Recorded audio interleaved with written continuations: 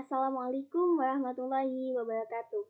Ismi Nihayatun Nadifah, Ana Talibatun fil Jami'ah Maulana Malik Al-Hukumiyah Al-Islamiyah Malang, di Kuliatil Ulum wa Teknologiya min Qismil Kimia. Wal'an waridu an asraha an darasu tarikhul Islam tahta al-mawdu' The Development of Islamic Civilization in Early Islam. This Listen, supporting lecture by Professor Dr. Haji Munir Abidin, Minister of Religious, and this presentation by Group 1. And this group have a member. And the first me, Nihayatul Nadifah, and the second, Ida Laylatul Mufarahah, and the third, Yunifa Azizah, and the fourth, Nuwail Indah Humayra. So, I will explain to you about the state of Islamic civilization in early Islam. Islamic civilization has strong roots in early Islamic history. In the 7th century AD, Islam emerged in Mecca with the birth of Prophet Muhammad SAW. Within a few years, Islam developed rapidly and became a significant force in Arabia. And next, migration of the Prophet Muhammad SAW to Medina. Prophet Muhammad SAW migration from Mecca to Medina.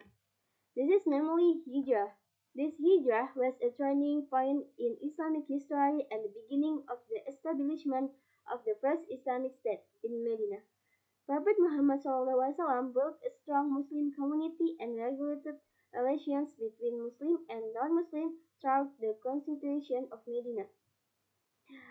The Prophet Muhammad SAW built a strong religion, strong relationship between group Ansar and Muhajirin in Medina. And the next, expansion of Islamic civilization. The conquest and speed of Islam brought social, political, and cultural change in various regions such as Persia, Egypt, and Spain. Islamic civilization reaches the peak of the glory with the construction of magnificent cities such as Baghdad, Cordoba, and Cairo. And the next, scientific and intellectual contribution. In the Islam, there are many scientific and intellectual contributions to both Islam. Muslim scholars at the time developed and studied various scientific disciplines, including mathematics, economy, medicine, and philosophy. Their works became the basis for the development of the science in the Western world. The next, Arabs before Islam. Before Islam came, the condition Arab during the pre-Islam era is proof that the Arab had a different culture before Islam came. What the different about political, culture, religious, and economy. The first different in political condition. Before Islam came, many different political conditions in this era. In pre-Islam times, the political situation of the Arab nation was divided, lacking unity or central leadership. There are several tribes or tribes that were formed. And second, cultural condition. Before Islam came, little different in the cultural. Before Islam came, the Arab people were known for living diverse cultures. We can see that in terms of language. The language of the Arab people is known to be very developed because only Arabic has escaped natural selection. So, this is why in this era, very many human person and students to study about language of Arabic language. The second and the next and the third religious condition. Before Islam came, of course, many different religious conditions before Islam came and this era. Before the arrival of Islam, the Arabs worshipped idols. namely status, and were considered good. This deviation was called Wasaniya. Before Islam came, religious in Arabic, there have a goods, namely berhala. So this is very many berhala famous at this era, namely Lata, Uzza, Manat, and others. And the next, in the economic condition. Before Islam came, economic condition in Arab nation famous for its trade, a source of income obtained by the Arab nation through trade and business. So this is why Nabi Muhammad, Prophet Muhammad SAW, he is trade and businessman.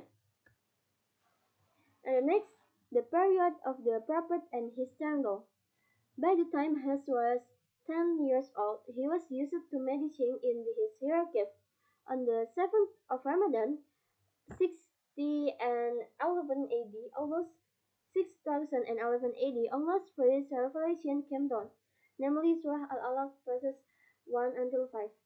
With the revelation of the first revelation, it meant that Muhammad Prophet had been chosen by Allah as the Prophet. The next, the period of the Prophet and his jungle. After the first revelation came, Jibril did not appear again for the some time. This is known as the revelation period, Fatah al-Wahyu. Meanwhile, the Prophet Muhammad SAW looked forward to it and always came to Hira's cave. It was in this state of waiting that a revelation came down that brought orders to him, namely Surah Al-Mudassir verses 1 until 7. With the revelation of this revelation, Allah determines the stakes of works that must be undertaken. And the next, the Prophet Da'wah in Mecca. The Prophet Muhammad SAW Da'wah in Mecca have a two method. The first method, Da'wah in secret, and the second method, Da'wah openly. Da'wah in secret, there are many step by step. The first, Da'wah Tajat. Da'wah is only addressed to family and close friends. So this is just addressed to family and close friends. And next, Da'wah time lasted around to the third year of the prophethood. And the next, reaction of Kafir Quraysh. So this is begins to show hostility towards Prophet Muhammad SAW. And the human as-sabiqun al-awwalun, there are many sahabat, namely Sayyidah Khadijah, Ali bin Abi Thalib, Abu Bakar, Zaid bin Sabit, and Ayman. And next, the place of Da'wah. Rasulullah himself took place at the house of Arqam bin Abil Arqam, under the direct guidance of Rasulullah SAW. And the second method, this is Da'wah openly.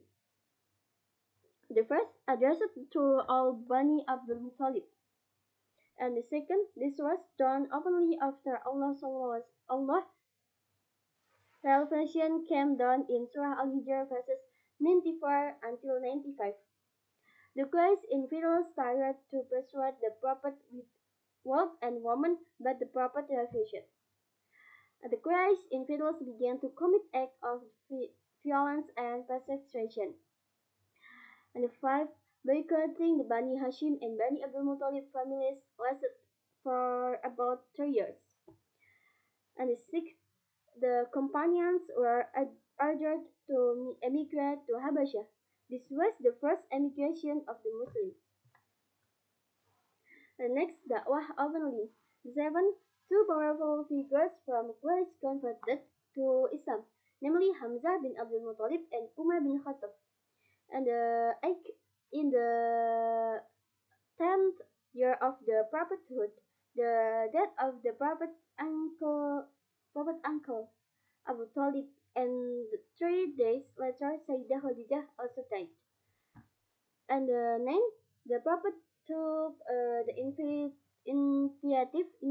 initiative to move to Taif, but when he arrived in Taif, the people of Taif rejected him and even threw stones at the Prophet.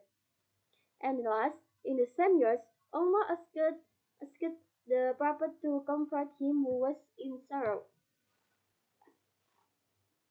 And next, several factors caused the Quraysh infidels to strongly oppose the Prophet's da'wah. The first, there was competition for influence over power between the Bani Hashim and Bani Umayyah. The second, the Quraysh infidels were worried the Muslim world dominate the economy and trade. And the last, the Quraysh infidels still wanted to maintain the beliefs of their ancestors, which had been passed down from generation to generation. The next, the next, the end of the war on Muslims. This act of persuasion ended when the Prophet and the Muslims migrated to Medina. This incident occurred when several residents of Yathrib visited Mecca in 6021 AD. One of the results of this meeting was that there was an agreement among the residents of Yathrib, who visited agreement among the residents of Yathrib, who visited Mecca, declaring themselves to embrace Islam and they promised to obey all Islamic teaching. This agreement is known as Bay'ah Sugur. This was the first Bay'ah that the people of Yathrib offered to the Rasulullah SAW. And last, and of persuasion against Muslims. In the following years, the people of Yathrib again came to Prophet Muhammad SAW and declared their Islam. The second meeting was known as Bay'ah Kubra because there were more of them than at the first meeting. The residents of Yathrib wanted to Prophet Muhammad SAW to move to Yathrib and they promised to always help, protect, and defend the Prophet in his preaching to spread Islam. The Prophet Muhammad SAW accepted their invitation and instructed his companions to emigrate to Yathrib. After receiving revelation from Allah in Surah Al-Anfal verse 30, the Prophet followed and moved to Yathrib with Abu Bakr. This hijrah event occurred in 6022 AD and marked the end of the period of preaching in Mecca during the time of the Rasulullah SAW. The next, formation of the social system in Mecca. Factors forming in the social system in pre-Islamic Mecca. The first, tribal and clan structure. The second, trading and third, religious. And the fourth, customary law system. And the fifth, kinship. Formation of the social system in Mecca. The formation of the social system in Mecca during the time of the Prophet Muhammad SAW occurred through a series of social, political, and religious changes influenced by Islam teaching and the missionary struggle carried out by the Prophet Muhammad SAW and his followers. Here are some of the main points in the reformation of the social system in Mecca at the time. The first, resistance of the existing social media. The second, spread of Islamic teaching. The third, formation of a Muslim community. And the fourth, recognition of equality before Islam. And the fifth, change in social norms and values. Maybe that's for me. I'm sorry for any mistake. Syukran jazilan. Wassalamualaikum warahmatullahi wabarakatuh.